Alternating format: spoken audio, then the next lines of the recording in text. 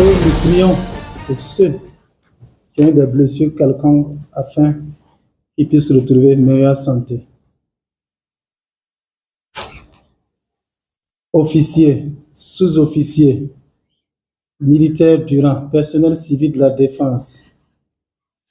Ce fut un grand plaisir pour moi que nous travaillons ensemble durant ces mois pour essayer de redynamiser la cohésion au sein des personnels des forces armées nationales. Essayer d'aller dans un esprit d'accompagnement et d'exécution des missions qui nous étaient assignées. Ce fut en toi un grand plaisir d'avoir retrouvé beaucoup et que beaucoup se soient joints à nous après pour continuer cette laborieuse œuvre.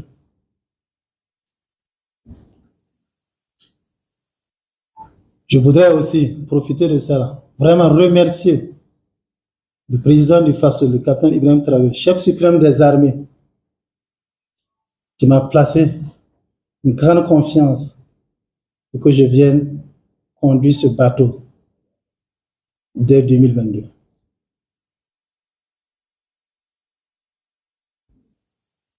Il a plu maintenant, avec ce qui s'est passé, avec ce qui va, que j'essaie de prendre un peu de repos. J'espère que ça va durer un peu. Mais de toute façon, le travail qui a été fait est reconnu et il vous encourage tous. Merci pour tout le soutien qui m'a été apporté, la compréhension, même si parfois c'était difficile. Mais je vous exhorte, je vous appelle vraiment à faire de même pour le nouveau ministre d'État, ministre de la Défense entrant. De toute façon, on travaille déjà ensemble depuis, que vous connaissez aussi. C'est une continuation, mais il faut encore redynamiser ce que nous avons fait pour que nous continuions toujours d'engranger des victoires pour le meilleur et le bonheur des populations burkinabées qui attendent beaucoup, beaucoup, beaucoup, beaucoup de nous. C'est qu'il faut de l'énergie. Bon, dire qu'elle va donner l'énergie aux gens, je dirais qu'il va donner l'énergie pour que ça aille mieux. Mais à ce stade, en trois félicitations pour les efforts qu'on a passés, que c'était, il fallait carburer, on a tout carburé.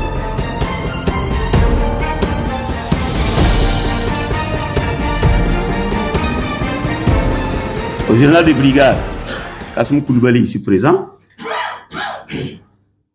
Alors, je lui rends un vibrant hommage pour ces 2 années qu'il a passées en tant que ministre d'État, ministre de la Défense et des anciens combattants.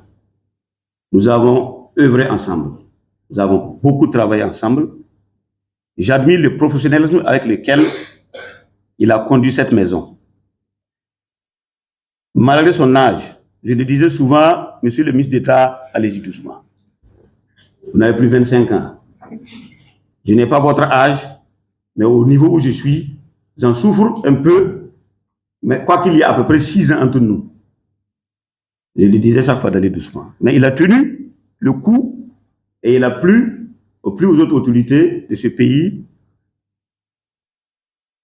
de lui dire merci pour tout ce qu'il a fait et de prendre des dispositions pour qu'effectivement il puisse aller prendre un peu de repos.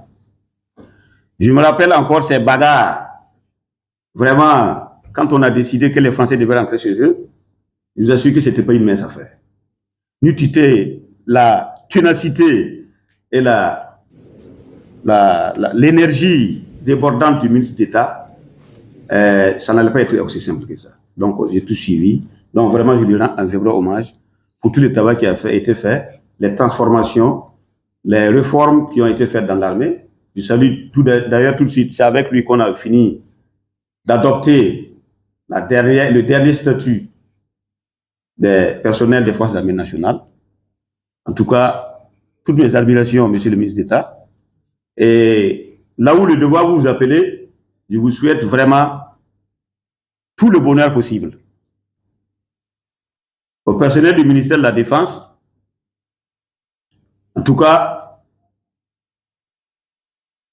les anciens qui sont là, les moins anciens, les plus jeunes. Je souhaite conduire cette maison avec tout le monde, avec la contribution de tous, l'engagement de tous, la volonté de tout le monde, quel que soit son niveau. Il y a des personnels ici avec lesquels j'ai travaillé, qui m'ont commandé, qui m'ont dirigé. Et Dieu fait les choses. Aujourd'hui, c'est moi qui suis à leur tête. C'est avec beaucoup d'humilité que je travaillerai avec eux. Et je solliciterai leur expérience et leur aide pour que cette maison de défense puisse poursuivre sa progression, sa modernisation, et qu'on apporte les réformes les plus nécessaires et les plus urgentes à notre structure pour faire face à la situation difficile que nous gérons depuis bientôt 10 ans. Mais j'ai foi que nous allons voir bientôt le bout du tunnel. On entrevoit déjà la lueur de l'autre côté et je suis sûr qu'il ne sera plus qu'une question de temps. Les choses vont s'accélérer et en collaboration avec nos amis de l'AES, nous allons porter le coup qu'il faut au terrorisme afin que notre pays puisse vivre la paix d'antan et avancer son développement pour le bonheur de notre population.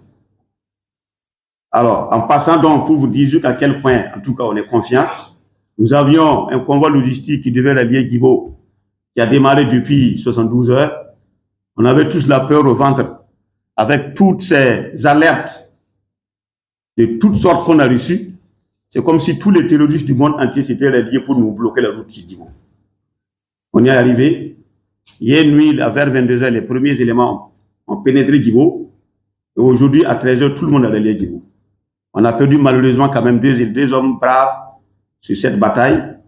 Et j'implore le Tout-Puissant de le recevoir dans son paradis et que ses familles reçoivent les consolations qui s'y est.